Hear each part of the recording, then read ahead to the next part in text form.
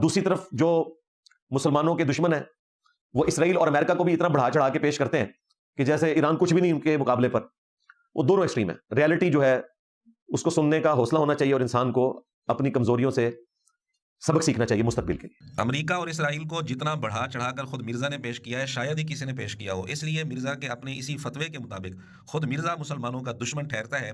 हम चंद सबूत आपके सामने रख देते हैं, फिर फैसला आप पर छोड़ते हैं कि मिर्जा अपने इसी उसूल इसी फतवे के मुताबिक मुसलमानों का दुश्मन है या नहीं। प्रैक्टिकली मुझे नहीं नजर आता कि ईरान में इतनी तड़ है कि वो इसराइल को तबाह बर्बाद कर सके।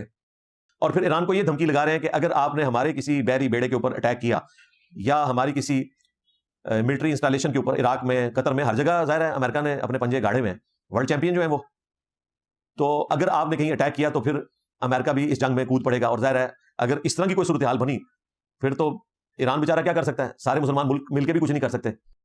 आज चूंकि मैं ईरान के हवाले से गुफ्तगू कर रहा था, मेरे मुंह में खाक, लेकिन मुझे लगता है कि अगर ये जंग ना रुकी तो ईरान का ये कुछ छोड़ेंगे नहीं। जिस तरीके से ये पीछे लगे हुए हैं, ईरान में उतनी ताकत नहीं है कि वो इसराइल का या अमेरिका का मुकाबला कर सके।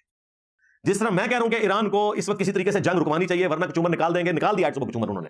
अब अमेरिका भी आ गया जंग में और किसी की जरूरत नहीं, सब बयान देंगे।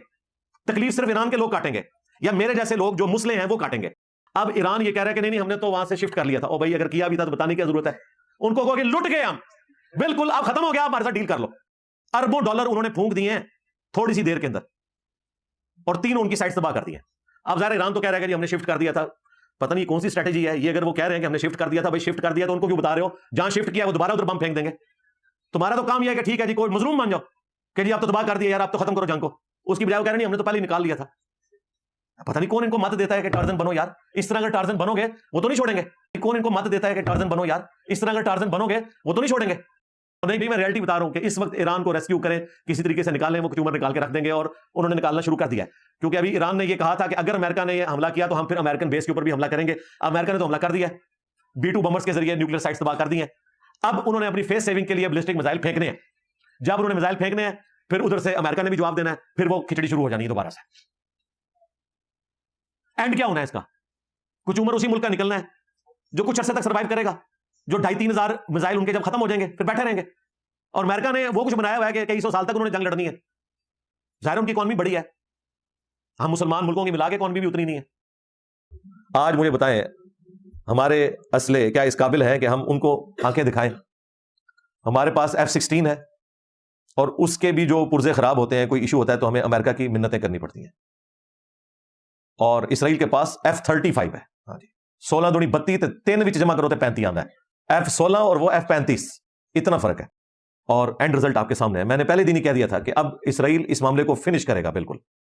और लोग कह रहे थे जी आप देखेंगे ये हो जाएगा वो हो जाएगा। मैंने कहा था यार, ख्वाबों की दुनिया से बाहर निकलो। मुसलमानों को यह भी बताएं कि खुदा ना खास्ता अगर आयरन डोम सिस्टम इसराइल में ना होता तो जो ड्रोन ईरान ने फेंके थे तो उन ड्रोन्स ने अपनी मर्जी से गिरना था। वो मुनीब खावर के ऊपर भी गिर सकते थे और किसी डेविड के ऊपर भी गिर सकते थे। इसराइल के आयरन डोम सिस्टम ने सिर्फ काफरों की हिफाजत नहीं की है, मुसलमानों की भी हिफाजत की है। ये इन बेवकूफ मुसलमानों को ये बात भी समझाएं। मैं दिलेरी से ही कह सकता हूं कि आपकी हिफाजत शेख अब्दुल कादिर जिलानी ने नहीं की है, बल्कि आयरन डोम सिस्टम ने की है। ऐसी बात है, बिल्कुल ऐसी बात है। माशाल्लाह, आपको नई जिंदगी मुबारक हो।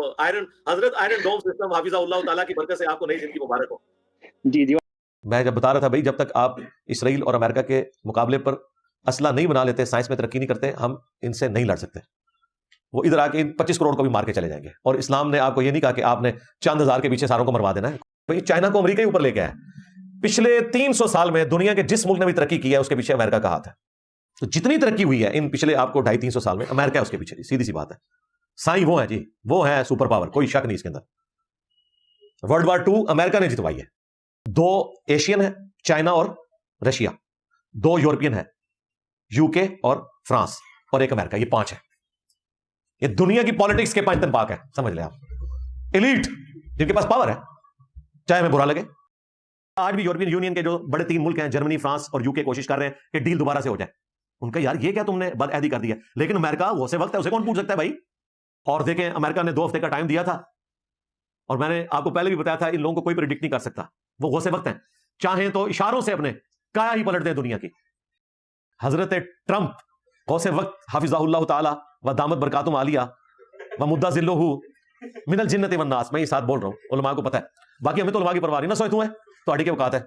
बहरहाल ये चंद नमूने हमने आपके सामने पेश कर दिए हैं। अब आप फैसला खुद कर लें, मिर्ज़े के अपने फतवे के मुताबिक मुसलमानों का दुश्मन कौन है। मिर्ज़ा खुद ही फतवा लगा रहा था कि मुसलमानों के जो दुश्मन हैं वो अमेरिका और इसराइल को बढ़ा चढ़ा कर पेश कर रहे हैं। तो जितना बढ़ा चढ़ा कर मिर्ज़ा ने पेश किया है अमेरिका और इसराइल को, शायद ही किसी ने इतना बढ़ा चढ़ा कर पेश किया हो। तो फैसला खुद कर लें, मुसलमानों का सबसे बड़ा दुश्मन कौन साबित हुआ।